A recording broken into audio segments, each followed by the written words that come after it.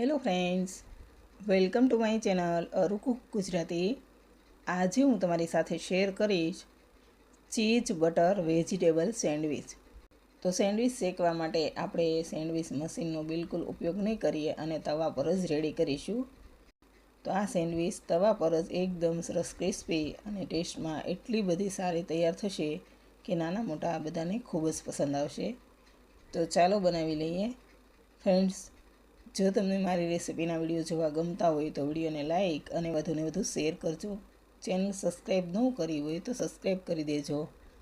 તો cheese butter sandwich બનાવવા માટે મેં અડધી વાટકી લીલા વટાણા લીધા છે. તેને એકવાર ધોઈ અને બાઉલમાં લઈ લઈએ.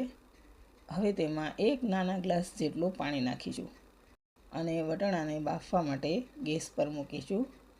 હવે તેમાં અડધી નાની ચમચી જેટલું મીઠું નાખી એકવાર મિક્સ કરી લઈએ. હવે પાણી ઉકળી જાય ત્યાં સુધી હાઈ ફ્લેમ પર થવા દઈએ. તો થોડી વાર પછી પાણી ઉકળી ગયું છે. હવે ગેસની ફ્લેમ સ્લો કરી આ રીતે જ ખુલ્લા તેને સ્લો ફ્લેમ પર બાફી લઈએ.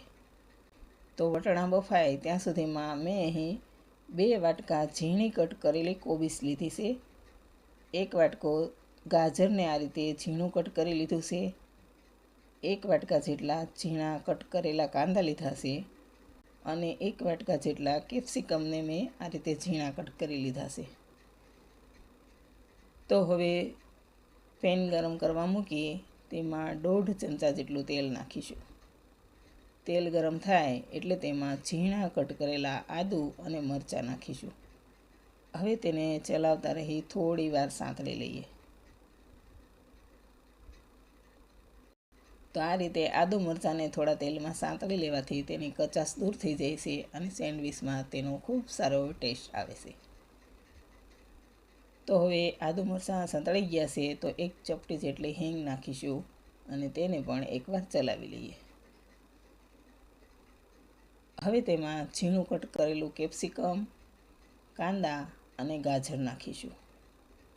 હવે તેને ચલાવતા રહી થોડી વાર થવા દઈએ.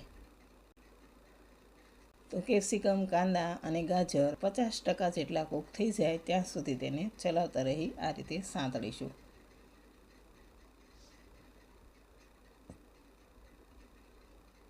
તો મેં થોડી વાર થવા દીધું છે. હવે 50% જેવું થઈ ગયું છે. તો હવે તેમાં ઝીણી કટ કરેલી કોબીજ નાખી તેને પણ થોડી વાર ચલાવતા રહી સાંતળીશું. તો આ રીતે વેજીટેબલને થોડા સાંતળી લેવાથી સેન્ડવિચમાં તેનો ટેસ્ટ ખૂબ સારો આવે છે. હવે તેમાં વેજીટેબલના ભાગનું મીઠું નાખી તેને બરાબર મિક્સ કરી લઈએ. હવે ઢાંકી અને તેને થોડી વાર સ્લો ફ્લેમ પર થવા દઈએ.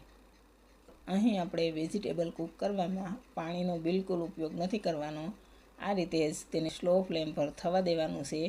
તેમાંથી પાણી રિલીઝ થશે તેમાં જ વેજીટેબલ સારી રીતે કૂક થઈ જશે. તો તેને ઢાંકી અને સ્લો ફ્લેમ પર થોડી વાર થવા દઈએ. વચ્ચે એકાદ વાર આ રીતે ખોલી અને ચલાવી લઈએ અને તેને ઢાંકી સારી રીતે કૂક કરી લઈએ. તો હવે મેં તેને એકાદ વાર વચ્ચે ચલાવી લીધું છે અને થવા દીધું છે. તો ખોલીને જોઈ લઈએ. વેજીટેબલ સારી રીતે કૂક થઈ ગયા છે. હવે તેમાં 1 વાટકો ઝીણા કટ કરેલા ટામેટાં નાખીશું અને તેને પણ સારી રીતે મિક્સ કરી લઈએ. તો મેં ટામેટાને પણ થોડી વાર ચલાવતા રહી અને થવા દીધા છે. હવે ફરી તેને ઢાંકી અને ટામેટાં બરાબર કૂક થઈ જાય ત્યાં સુધી થવા દઈએ. હવે વેજીટેબલ કૂક થાય ત્યાં સુધીમાં વટાણા જોઈ લઈએ. એક વટાણાને આ રીતે ચેક કરી લઈએ. તો વટાણા એકદમ સરસ કૂક થઈ ગયા છે. ગેસ બંધ કરી બાઉલ નીચે લઈ લઈએ. હવે થોડી વાર પછી ખોલીને જોઈ લઈએ તો વેજીટેબલ એકદમ સરસ કૂક થઈ ગયું છે. આ રીતે બધા જ વેજીટેબલ સારી રીતે કૂક થઈ જાય એટલે હવે તેમાં મસાલા નાખીશું. તો 1 ચમચી કશ્મીરી લાલ મરચું પાવડર, અડધી ચમચી ધાણા જીરું પાવડર, 1 ચપટી જેટલી હળદર, 1/4 ચમચી જેટલો ગરમ મસાલો અને અડધી ચમચી સેન્ડવિચ મસાલો નાખીશું. હવે બધું સારી રીતે મિક્સ કરી લઈએ. તો બધા જ મસાલા સારી રીતે મિક્સ થઈ જાય એટલે હવે તેમાં 500 ગ્રામ બાફીને મેશ કરેલા બટેટા નાખીશું. હવે બાફેલા વટાણા પાણી સાથે જ નાખીશું. આ મસાલો થોડો નરમ રાખવાનો છે, એટલે વટાણાની અંદર જે બાફવામાં પાણી એડ કરેલું છે તે પાણી સાથે જ આપણે તેમાં નાખી રહ્યા છીએ. હવે લીલા ધાણા નાખીશું અને બધું સારી રીતે મિક્સ કરીશું. તો બટેટાના બિલકુલ ગઠ્ઠા ન રહે તે રીતે મસાલો સારી રીતે મિક્સ કરી લઈએ. અત્યારે બાળકોને ચીઝ બટર તો ખૂબ જ પસંદ છે, પણ વેજીટેબલ ખાવા બિલકુલ પસંદ નથી. તો આ રીતે કોઈ પણ વાનગી બનાવીએ તેમાં વેજીટેબલનો ઉપયોગ કરી અને તેને આપી શકીએ છીએ. તો મેં એકદમ સરસ મિક્સ કરી લીધું છે અને હવે સેન્ડવિચ બનાવવા માટે આ રીતનો એકદમ સરસ નરમ મસાલો રેડી છે. જો તમારો મસાલો થોડો પણ કઠણ લાગે તો તેમાં તમે થોડું ગરમ પાણી એડ કરી શકો છો અને આ રીતનો મસાલો રેડી કરી લેવાનો. હવે પેન નીચે ઉતારી લઈએ. હવે મેં 2 કાકડી લીધી છે, તો તેને છાલ કાઢી અને ઝીણી કટ કરી લઈએ. તો મેં કાકડીને આ રીતે ઝીણી કટ કરી લીધી છે. હવે મસાલો ગરમ છે ત્યાં જ તેમાં એડ કરી અને બરાબર મિક્સ કરી લઈએ. તો આપણે તવા પર સેન્ડવિચ રેડી કરવાની છે, એટલે આ રીતે થોડો ગરમ મસાલો હોય ત્યાં જ તેમાં કાકડી એડ કરી દેવાની, એટલે કાકડી પણ થોડી કૂક થઈ જાય.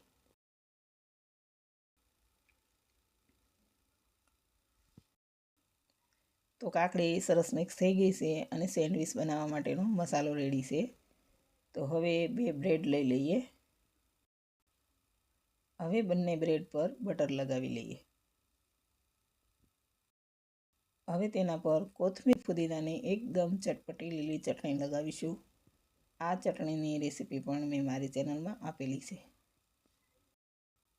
તો બંને બ્રેડ પર આ રીતે બટર અને ચટણી લગાવી લીધી છે. હવે એક બ્રેડ પર આપણે તૈયાર કરેલો મસાલો પાથરીશું.